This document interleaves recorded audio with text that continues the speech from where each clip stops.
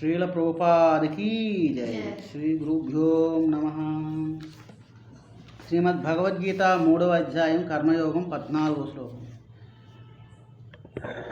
అన్నాద్భవంతి భూతాని పర్జన్యాదన్న సంభవః యజ్ఞాద్భవతి పర్జన్యో యజ్ఞకర్మ సముద్భవః. అన్నాద్భవంతి భూతాని పర్జన్యాదన్న సంభవః యజ్ఞాద్భవతి పర్జన్యో యజ్ఞకర్మ సముద్భవః. జీవదేహములన్నయును వర్షము వలన ఉత్పన్నమైనట్టి ఆహార ధాన్యములపై ఆధారపడి జీవించును. వర్షమును యజ్ఞాచరణం వలన కలుగును. విహిత కర్మాచరణ నుండి యజ్ఞము ఉద్భవించుచున్నది. మనకి యజ్ఞం అనేటువంటి విషయం కోసం శ్రీమద్ భగవద్గీత ఇక్కడ 14వ అధ్యాయంలో చెప్పడం జరిగింది. ఏమంటది? శ్రీకృష్ణ భగవాన్ ఏం చెప్తున్నారంటే, విహిత కర్మాచరణ నుండి యజ్ఞము ఉద్భవిస్తుంది. అంటే యజ్ఞం ఎక్కడి నుండి పుడుతుందంటే విహిత కర్మాచరణ. మనకి ఏదైతే కర్మ చెయ్యాలి అని విధించబడిందో, విహిత అంటే మనం చెయ్యవలసేటువంటి విద్యుక్త ధర్మాలు ఏవైతే ఉన్నాయో వాటిని విహిత కర్మలు అంటారు. అటువంటి కర్మల్ని ఆచరిస్తూ ఉంటే దాన్ని యజ్ఞంగా పరిగణించబడుతూ ఉంటుంది. అంటే మనం చెయ్యవలసేటువంటి పనులు ఏమిటో మన యొక్క గుణాన్ని బట్టి వర్ణాన్ని బట్టి ఏర్పాటు చేయబడి ఉంటుంది. కాబట్టి దాన్ని అనుసరించి మనం పనిచేస్తూ ఉండాలి. జీవదేహములన్నీ వర్షము వలన ఉత్పన్నమైన ఆహార ధాన్యంపై ఆధారపడి జీవించును.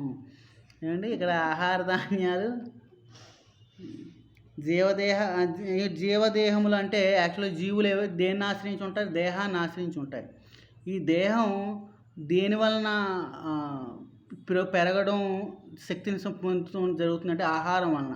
ఇప్పుడు బండి ఉంది, ఆ బండి నడవడానికి కారణం ఏమిటంటే బండి చాలా బలమైందే, అందులోని పెట్రోల్ లేదనుకోండి అది ఒక అంగుళం కూడా ముందుకు వెళ్ళదు. అలాగే ఈ శరీరం ఎంత శక్తివంతమైందని సరే ఆ శక్తిని ఎప్పటికప్పుడు ఇచ్చేది ఏమిటి అంటే ఆహారం. ఆహారం ఎక్కడి నుండి వస్తుంది అంటే వర్షం వలన ఉత్పన్నమవుతుంది. వర్షం లేకపోతే మనకు ఆహారం ఉండదు. కాబట్టి ఈ ఆహార ధాన్యములపై ఆధారపడి జీవించుని. ఇక్కడ జీవదేహాలన్నీ కూడా ఇక్కడ చక్కగా క్లియర్గా చెప్పాలి. జీవదేహములు, జీవులు దేహాన్ని ఆశ్రయించి ఉండడం వలన, ఈ ఆత్మ ఈ దేహాన్ని పట్టుకుని ఉండడం వలన ఈ దేహం నిలబడి ఉండడానికి కారణం ఆహారం. అంటే ఆహారం అంటే ధాన్యాలు. ఈ ధాన్యాలు దేని మీద ఆధారపడుతున్నాయి అంటే వర్షం మీద ఆధారపడి ఉంటున్నాయి. వర్షం లేకపోతే ధాన్యాలు వచ్చేటువంటి అవకాశం లేదు. కాబట్టి ఈ వర్షం ఎక్కడి నుండి వస్తుంది? యజ్ఞాచరణ వలన వస్తుంది. యజ్ఞాచరణ ఎక్కడి నుండి ఉద్భవిస్తుంది అంటే విహిత కర్మాచరణ వలన ఉద్భవిస్తుంది. మనం ఇంత పూర్వమే చెప్పుకున్నాం. విహిత కర్మాచరణ, యజ్ఞం అంటే విహితంగా మనకి 2 రకాలైన కర్మలు నిర్దేశించబడుతూ ఉంటాయి. శారీరక ధర్మములు, ఆత్మ సంబంధ ధర్మములు. మనం శారీరక సంబంధమైన ధర్మాలని ఖచ్చితంగా మనం ఆచరిస్తూనే ఉంటాం. ఏమంటే మన చుట్టుపక్కల వాళ్ళతో ఇచ్చిపుచ్చుకోవడాలు ఉంటుంటాయి. మనం ఆహారాన్ని మనం సేకరించడం, ఏదో పని చేయడం, ఉద్యోగం చేయడం, వ్యాపారం చేయడం, ఇటువంటి శారీరక సంబంధమైన ధర్మాలన్నింటినీ ఆచరిస్తూ ఉంటాం. కానీ ఆత్మ సంబంధమైన ధర్మాన్ని నిర్లక్ష్యపరుస్తూ ఉంటాం. కాబట్టి నిజానికైతే మనం ఇక్కడ ఏది తీసుకున్నా సరే ఆధ్యాత్మికంగా తీసుకున్నట్టయితే, అంటే వేదాల నుండి తీసుకున్నట్టయితే, వేదం ఏం చేస్తుందంటే మనకు ఒక కర్మాచరణ మనం ఇస్తూ అది ఆధ్యాత్మికంగాను మరి భౌతికంగాను ఎదిగే విధంగా ఏర్పాటు చేస్తుంది. కాబట్టి ఇది విహిత కర్మాచరణ. ఇక్కడ దీని ముందు శ్లోకాల్లో శ్రీకృష్ణ భగవానుడు ఏం చెప్పాడు? యజ్ఞం వలన ఈ భౌతికమైనటువంటి అవసరాలు తీరుతూనే మనకు ముక్తి కూడా లభిస్తుంది అని చెప్పాడు. ముక్తి దేనికి? శరీరానికి కాదు, ఆత్మకి. కాబట్టి ముక్తి కావాలి అంటే యజ్ఞాచరణ అవసరం. యజ్ఞాచరణ మనం భౌతికమైనటువంటి లాభం కోసం మరి ఆధ్యాత్మిక లాభం కోసం కూడా చేస్తూ ఉన్నాం. నిజానికి ఇంత పూర్వం యజ్ఞం దేనికోసం నిర్వహించబడుతుందని చెప్పుకున్నాము అంటే ఇక్కడ సాధారణంగా లౌకికంగా వేదాలు ప్రత్యేకమైన దేవతారాధన చూపిస్తూ ఉంటాయి. కానీ దానికి మూలం ఎవరైతే ఉన్నారో యజ్ఞభోక్త ఎవరు? శ్రీ మహావిష్ణువు అన్నమాట. విష్ణు ప్రీత్యర్థం యజ్ఞాన్ని ఏర్పాటు చేస్తుంటారు. దీనికి శ్రీల ప్రభుపాదుల వారి భాష్యంలోని భగవద్గీత గొప్ప వ్యాఖ్యానమైన శ్రీల బలదేవ విద్యాభూషణులు ఇట్లు రచించి ఉన్నారు. ఏ ఇంద్రాజ్యంగతయావస్థితం యజ్ఞం సర్వేశ్వరం విష్ణుమభ్యర్చ్య తచ్చేషమస్నంతి. ఇది గీతాభూషణం అనే దాంట్లోని బలదేవ విద్యాభూషణులు ఇచ్చారు. యజ్ఞపురుషునిగా లేదా సర్వ యజ్ఞభోక్తగా ప్రసిద్ధి నొందిన పరమపురుషుడు, దేవతలందరికీ ప్రభువు. మనం ఈ యజ్ఞాలు ఎవరెవరి కోసం ఆచరిస్తున్నామంటే రకరకాలైనటువంటి దేవతల కోసం మనం ఆచరిస్తూ ఉంటాం. ఏమండి, మనకి సహజంగా తెలిసినటువంటి జ్ఞానం అంతే కదా. మనం ఏదో ఒక దేవతాలయానికి వెళ్ళాము, దుర్గాదేవి ఆలయానికి వెళ్ళాము. దుర్గాదేవి ఆలయానికి వెళ్ళిన తర్వాత మన జ్ఞానం ఏంటంటే నేను దుర్గాదేవిని తృప్తిపరచడం కోసం వెళ్తున్నానని మనం అనుకుంటాం. కానీ అక్కడ దుర్గాదేవి కూడా భగవానుడు అయినటువంటి విష్ణువు ప్రీత్యర్థమే అక్కడ సేవలను అందుకుంటూ ఉంటుంది. ఏమండి, కాబట్టి ఇక్కడ ఆవిడ యాక్చువల్గా సేవలు అందుకుంటూ ఆవిడ భగవత్ సేవార్థం అక్కడ నియోగించబడుతూ ఉంటుంది. అందుకనే మనం ఏ దేవతాలయానికి వెళ్ళినా సరే అక్కడ మున్ముందుగా ఆరాధన చేయబడేది శ్రీ మహావిష్ణువునే. అంటే భగవత్నామాలని అర్చన చేసిన తర్వాతే, అంటే స్మరించిన తర్వాతనే అంటే నువ్వు వెళ్ళినటువంటి ప్రత్యేక దేవతారాధన సాగుతూ ఉంటుంది. ఏమండి, కాబట్టి ఇక్కడ అందరి దేవతలకి ప్రభు అయినటువంటి పురుషోత్తముడు, పూర్ణ పురుషోత్తముడు ఒక ఆయన ఉన్నాడు. ఇక్కడ ఈ దేవతలందరూ ఆ పురుషోత్తముడైనటువంటి భగవానుడికి వివిధ అంగములు వంటి వాడు. అంటే ఈ శరీర అంగాలన్నీ ఏం చేస్తుంటాయంటే ఈ పూర్ణ శరీరానికి సేవ చేస్తూ ఉంటాయి కదా. ఈ పూర్ణ శరీరానికి సేవ చేసేటప్పుడు మనం ఈ శరీర అంగాలన్నింటినీ వేరువేరుగా తృప్తిపరచాలి అనుకోవడం ఒక రకంగా అజ్ఞానం లాంటిది. ఒకవేళ మనం వేరువేరుగా తృప్తిపరుద్దాం అనుకున్నాం అనుకోండి, అది పూర్తిగా సారవంతం అవ్వదు. నిజానికి మన చేతులు, మనం బాడీ బిల్డింగ్కి వెళ్ళేటప్పుడు ఈ కండలు చూపించాలి. మనం ఈ కింద అవయవాలు, ఈ తొడల దాకా బాగానే ఉన్నాయి, మీద అవయవాలు బలంగా తయారవ్వాలి. ఒకవేళ కింద అవయవాలు బలంగా తయారవ్వకుండా మీద అవయవాలను మాత్రమే బలంగా తయారు చేయాలని ఉద్దేశంతో మన మీద అవయవాలన్నింటికి కూడా ఆహార పదార్థాలను కట్టేసాం అనుకోండి, నిజంగా ఆ ఆహార పదార్థాన్ని ఆ అవయవాలు తీసుకుంటాయా? తీసుకొని అవి బలిష్టం అవ్వవు. ఇటువంటి చికెన్లు, మటన్లు మనం నోట్లో వేసుకుని లోపల తింటేనే ఈ శరీర అవయవాలని బలం అవుతాయి. వీడు ఈ చికెన్ ముక్కలు, మటన్ ముక్కలు, లేకపోతే ఈ రకరకాల కూరగాయలు ఇవన్నీ కూడా కండలకి వాటికి కట్టేసి అనుకుని ఏం ఉపయోగం ఉండదు కదా. అంటే ఇవన్నీ ఎక్కడికి ఇవ్వాలి? శరీరం లోపలికి ఇవ్వాలి. శరీరం లోపలికి ఇచ్చినట్టయితే అవయవాలన్నీ కూడా పుష్టికరంగా మారుతాయి. అదేవిధంగా మనం భగవత్ ప్రీత్యర్థం అంటే ఈ పురుషోత్తముడు ఎవరైతే ఉన్నాడో పూర్ణ పురుషోత్తముడు, ఆయన్ని సేవించినట్టయితే ఆయన వివిధాంగములైనటువంటి దేవతలు తనంత తానుగా తృప్తి చెందుతారు.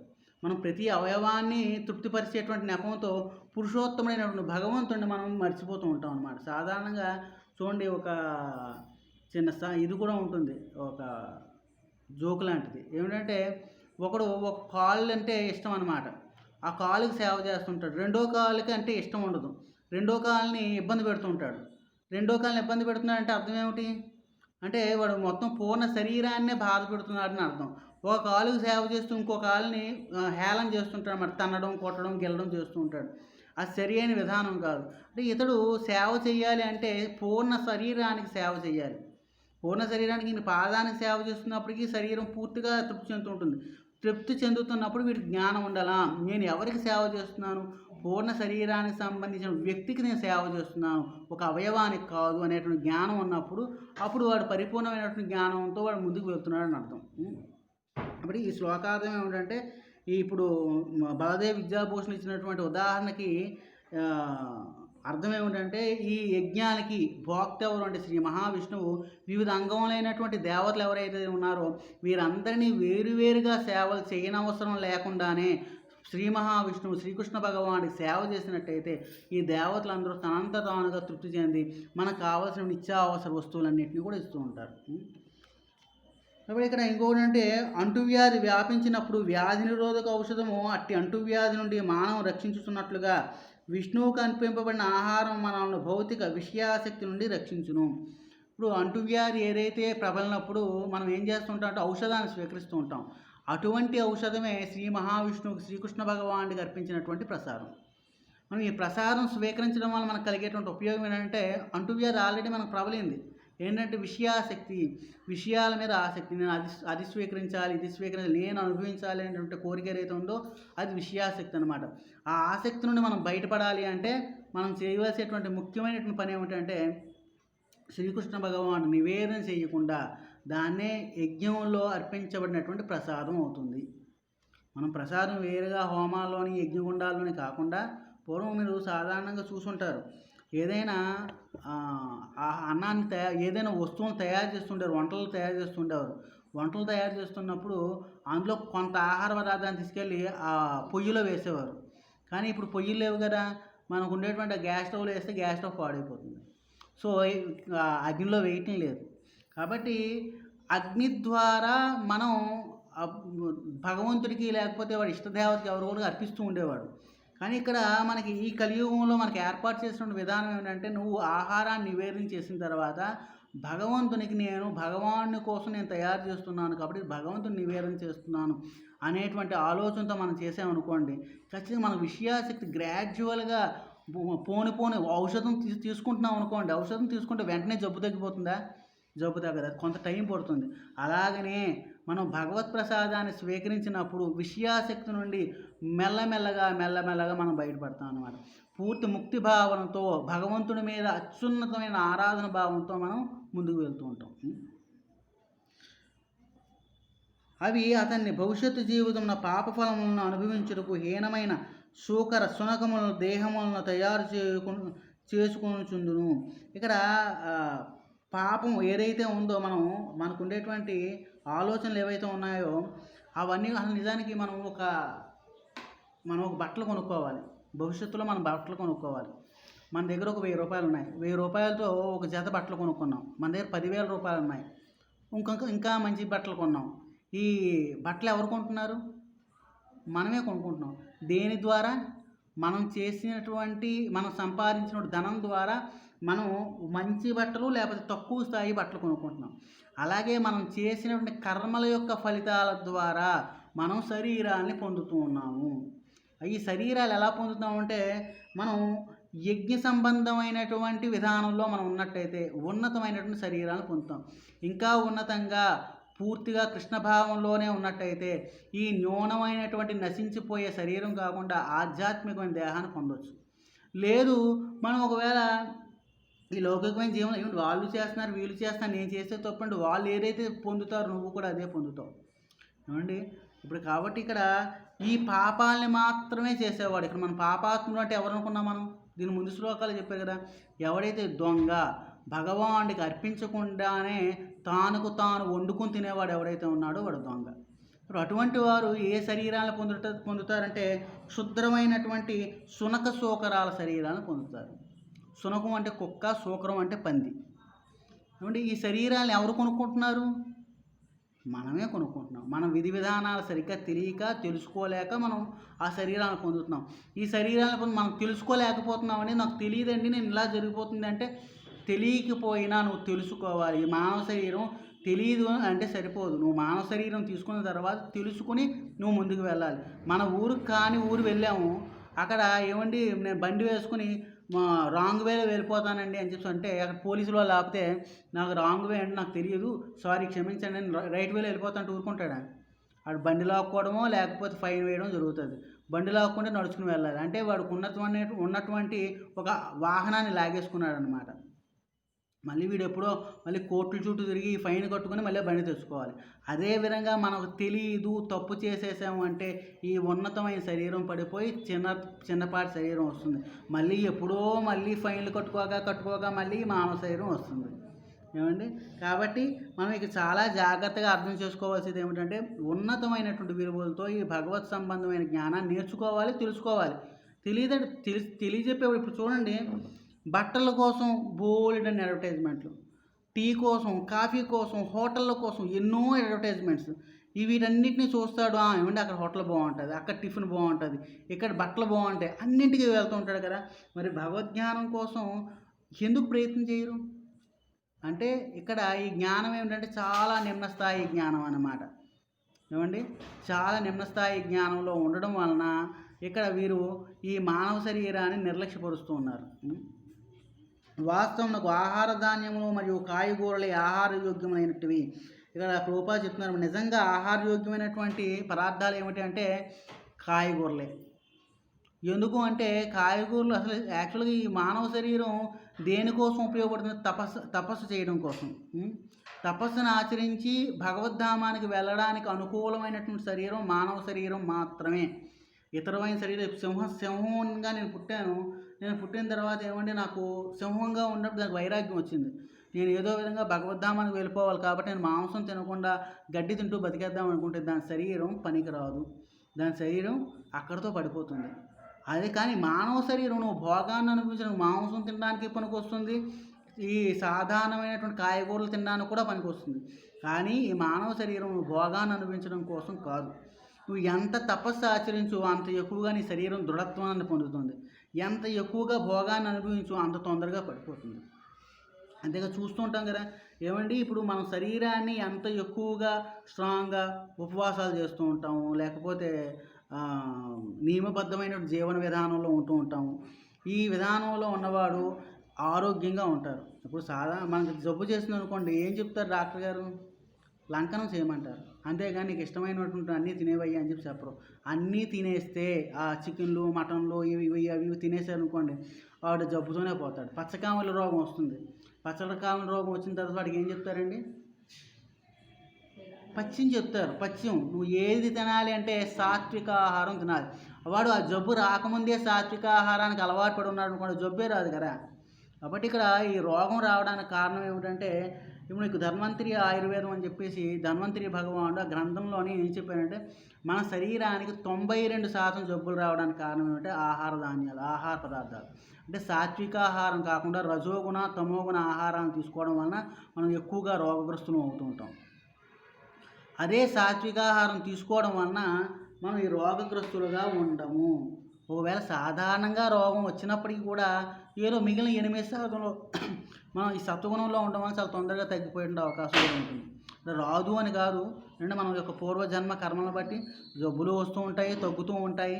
ఇది ఎప్పుడూ కూడా శాశ్వతంగా ఉండిపోదు. కానీ మనం చేసేటువంటి సాధన ఎలా ఉండాలంటే ఉన్నతంగా ఉండాలి, అత్యున్నతంగా మనం భగవద్ధామానికి వెళ్ళాలి. అంతేగాని నిమ్నంగా ఏదో ఈరోజు గడిచిపోయింది కదా రేపుడు కోసం చూసుకుందాంలే అనేటట్టుగా ఉండకూడదు. ఇది ఈరోజు గడిచిపోయిందంటే ఈరోజు ఆహారం దొరికింది కదా పుష్టిగా శుభ్రంగా ఈరోజు తిన్నాము, ఈరోజు పడుకున్నాము. జంతువులు ఎప్పుడు కూడా అలాగే ఆలోచిస్తుంటాయి, కానీ మనం కూడా ఆలోచిస్తున్నాం జంతువుల కంటే గొప్ప వాళ్ళం అంటే చెప్పుకోవడం కోసం, రేపటి ఆహారం కోసం, ఎల్లుండి ఆహారం కోసం ఆలోచన చేస్తున్నాం. అంతేగాని మనం దానికంటే ఉన్నతంగా ఆలోచన చేయటం లేదు. ఎందుకంటే మీరు వాటికంటే ఎందుకు గొప్ప వాళ్ళంటే వీళ్ళు చెప్తారన్నమాట, ఏమంటే కుక్క పిల్లి ఆ రోజు మాత్రం తీసి వెళ్ళిపోతుంటాయండి, నేను రేపటి కోసం ఎల్లుండి కోసం కూడా ఫ్రిడ్జ్లో నేను దాస్తున్నానని చెప్పి చెప్తారన్నమాట. సో అది గొప్పతనం కాదు మనం, అంతే కదా. మనం ఉన్నతంగా ప్రభుపాద ఒక విషయాన్ని చెప్పారు, మనం ఎన్నోసార్లు చెప్పుకున్నాం. కుక్కల్లాగా పిల్లుల్లాగా మనం పుట్టొచ్చు, కానీ కుక్కల్లాగా పిల్లుల్లాగా అజ్ఞానంగా చనిపోకూడదు. మనం ఎందుకు పుట్టామో, ఎందుకు చనిపోతున్నామో, భవిష్యత్తు జన్మ ఏమిటో, భవిష్యత్తులో మనం ఏ శరీరాన్ని పొందుతామో అనేటువంటి అవగాహన కొద్దిగా ఉండాలి. అందుకే మనం భగవద్గీత అవగాహన చేసుకుంటూ ఉండాలి. ఎం స్మరణ భావం త్యజత్యంతే కలేవరం. నేను ఏ భావంలో నేను ఈ శరీరాన్ని విడిచిపెట్టేటువంటి సమయంలో ఏ భావాన్ని పొందుతానో అదే భావానికి సంబంధించిన శరీరాన్ని పొందుతానని కొద్దిపాటి జ్ఞానం. కాబట్టి ఆ జ్ఞానం లేకనే వీడు మళ్ళీ ఆ చుట్టూరునే తిరుగుతూ ఉంటారన్నమాట.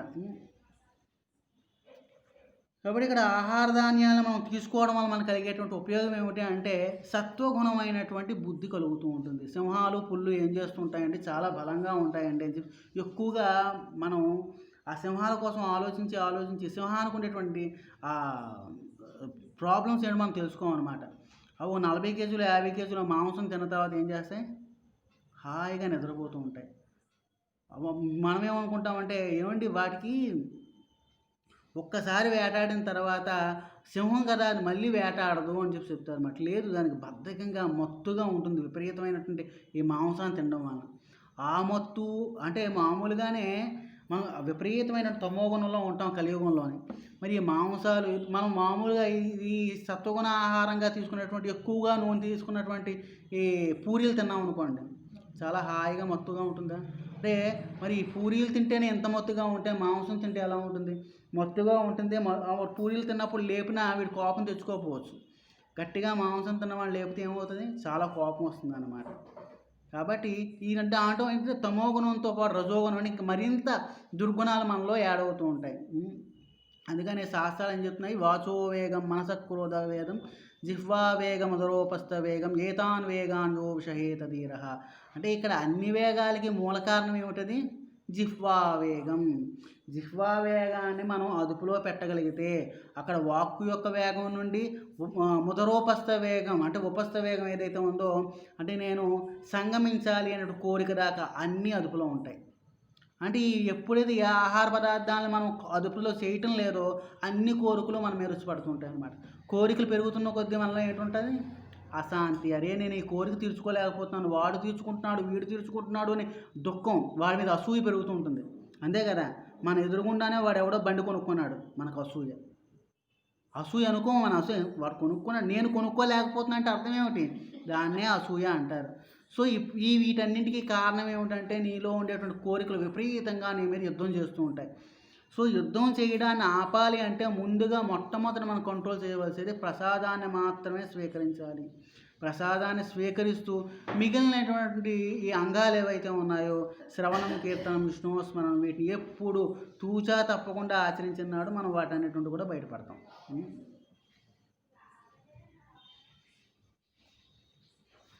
కనుక చివరికి మనము కర్మాగారంలో ఉత్పన్నములకు పదార్థములు కాకుండా పొలములో పండు పదార్థములపైనే ఆధారపడి పొలములో పండు ధాన్యములందు ఆకాశం నుండి వర్షించు వర్షంపై ఆధారపడి పండుచుండును.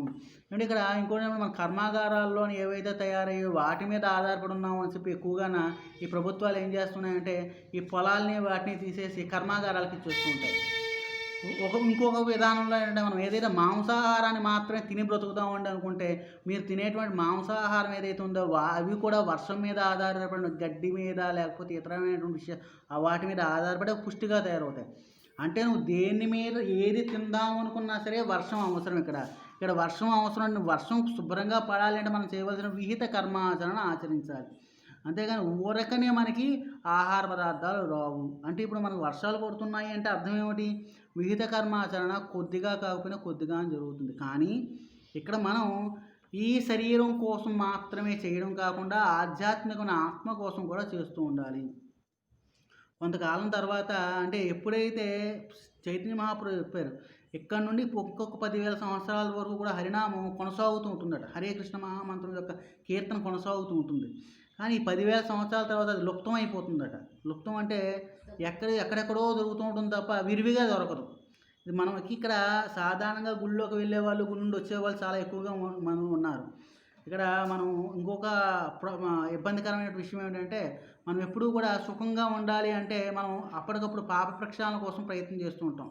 పాప ప్రక్షాళన అయితేనే మనం సుఖంగా ఉండగలం, కానీ పాపాలు పోకుండా సుఖంగా ఉండేటువంటి అవకాశం లేదు. ఇప్పటికే చాలా ఎక్కువగా పెరిగాయి. ప్రతి ఆదివారం పాపాలను కడుక్కునేటువంటి ప్రదేశాలు చాలా ఎక్కువగా పెరిగిపోయాయి. అంతే కదా. కాబట్టి అటువంటి ప్రదేశాలు ఎంత ఎక్కువగా అవుతూ ఉంటాయో మరి ఆదివారం క్లియర్ అయిపోతే మనకి తర్వాత సోమవారం నుండి ఫ్రీ కదా, మళ్ళీ మనం కొత్తగా పాపాలు చేయవచ్చు. సో అటువంటిదే ఈ విధానంలో కూడా పుష్కరాల్లో 12 పుష్కరాలు వస్తూ ఉంటాయి. ఈ 12 పుష్కరాల్లోనే స్నానం చేస్తుంటారు వీళ్ళు వెళ్ళి. అంటే సంవత్సరం కాలం వరకు ఈ పాపాన్ని కడిగేసి మళ్ళీ కొత్తగా పాపాలు చేయడానికి అనుకూలంగా ఉంటారు. అందుకనే భాగవతం చెప్తుంది, యస్యాత్మ బుద్ధి కునపేతి ధాతుకే స్వదీకలత్రాదిషు భూమయుజ్యది యతీర్థ బుద్ధి సలిలేన కరిగితే జనేశ్వ విజ్ఞేషున ఏవ గోకర. అంటే గాడిద ఎవరు, ఆవు అంటే గాడిద లేక ఆవు, ఈ రెండు పశువులే. నేను మంచి పశువుని అనుకుంటే ఆవు, లేకపోతే తక్కువ పశువుని అనుకుంటే ఏంటి గాడిద. అంటే వీళ్ళ యొక్క గుణం ఎలా ఉంటుందంటే యస్యాత్మ బుద్ధి కునపేతి ధాతుకే, ఈ 3 ధాతువులతో కూడుకున్నటువంటి ఈ శరీరమే నేను ఆత్మ అనుకునేవాడు. ఈ 3 ధాతువులు ఏమిటండి? కఫ, వాత, పిత్తములు. మన శరీరాన్ని ఎంత అందంగా తయారు చేసుకున్న అందంలో ఏంటుందంటే ఇంత కఫం ఉంటుంది, ఇంత వాతం ఉంటుంది, ఇంత పిత్తం ఉంటుంది కదా. ఈ 3ఇంటిలోనే శరీరం ఉంటుంది. దీన్ని నేను ఆత్మ అనుకుంటుంటుంది అన్నమాట. తర్వాత స్వదీకత్రాశు భౌమయజ్యది. ఇక్కడ ఇంకోటి అంటే నేను, నా వారెవరు, నా భార్య, నా పిల్లలు, వీరెప్పుడు కూడా నాతోనే ఉంటారు. వాడు కూడా గాడిదే. తరువాత ఇంకేం చెప్తే స్వదీకలత్రాదిషు భౌమయజ్యది, ఈ నాది ఈ భూమి, నేను ఈ దేశానికి చెందిన వాడిని, వాడు మూర్ఖుడే. కానీ ఈ దేశం ఆ దేశం ఏమిటి, ఏది నీది కాదు. ఇప్పుడు ఇక్కడ ఉన్నావు, మరు సమయంలో ఇంకో దగ్గర ఎక్కడన్నా ఉంటావు. కాబట్టి దేని మీద స్వామ్యాన్ని పెంచుకోక అటువంటి వాడిని కూడా గాడిద లేక ఆవు అంటున్నారు అన్నమాట. తరువాత తీర్థబుద్ధి సలిలేన కరిగి. ఏదైనా తీర్థానికి వెళ్ళామనుకోండి, అక్కడ వెళ్ళగానే ఓ నీళ్ళు కనబడ్డాయి, వెంటనే ములిగేస్తారనమాట. అబ్బా నాకు పుణ్యం వచ్చేసిందండి, ఎంత చక్కగా స్నానం అయిందండి, ఎక్కడికి వెళ్ళగానే అబ్బా ఎంత చక్కగా దర్శనం అయిందండి, తోసేస్తుంటాడు అనమాట. వెళ్ళగానే ఒక్కసారి ఎక్కువసేపు నిలబెట్టినా వాడు చూడడు. ఏమండి, ఒక్కసారి కూర్చొని నిలబెట్టేసరికి అబ్బా ఎంత చక్కగా దర్శనం అయిందండి, ఈ జన్మకి చాలు. అంతేగాని అక్కడికి వెళ్ళిన తర్వాత మహాత్ముల దగ్గరికి వెళ్ళడం, అరే నా జీవితం ఏమిటి, నేనేం చేయాలి, నేను ఇక్కడ మునిగితే సరిపోయిందా అని తెలుసుకోకపోవడం వలన వీడు కూడా అదే స్థాయిలో ఉంటున్నాడు. కాబట్టి ఎవడు మహాత్ముడు అంటే భగవానుని కోసం ఎప్పుడు కూడా భగవద్భక్తులతో సాంగత్యం చేస్తూ భగవాన్ని పొందేటువంటి మార్గంలో ప్రయాణం చేసేవాడు. వాడు ఏ క్షేత్రాల్లో ఎక్కడ స్నానం చేయని అవసరం లేదు. వాడు ఎప్పుడు కూడా వాడి యొక్క ఆత్మని, మనస్సుని, బుద్ధిని కూడా భగవన్నామంతో శుచివంతం చేస్తూ ఉంటాడు వాడు. కాబట్టి ఇక్కడ మనం ఈ విధంగా ఉండడం వలన, సరి అయినటువంటి విధానంలో ఉండకపోవడం వలన మనం అంటే వీళ్ళు తక్కువ వాళ్ళు, వాళ్ళు తక్కువ వాళ్ళు కాదు, మనము అదే పని చేస్తున్నాం, వాళ్ళు అదే పని చేస్తున్నారు అన్నమాట. మనం పాప ప్రక్షాళన చేసుకుంటున్నాం అనుకుంటున్నాం, కానీ కొత్త పాపాలను తయారు చేస్తున్నాం అనేటువంటి జ్ఞానం లేకుండా మన జీవితాన్ని గడిపిస్తూ ఉన్నాం అన్నమాట. అంటే మనం ఎప్పుడూ కూడా ఆనందంగా ఉండాలంటే యజ్ఞాచరణ ఆచరిస్తూ ఉండాలి. హరే కృష్ణ.